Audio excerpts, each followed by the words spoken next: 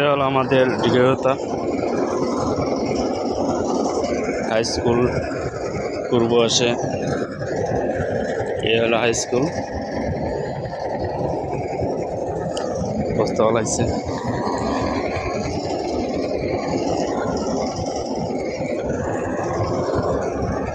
সবাই দিঘাতা মানুষের জন্য দোয়া করবেন, সবাই যেন নদী ভাঙ্গন যেন প্রতিরোধ করা যায়। নদী ভাঙ্গন যেন আল্লাহ তাআলা নদী না ভাঙ্গে, নদী থেকে যেন আল্লাহ তাআলা হেফাজত করেন, রহমত করেন।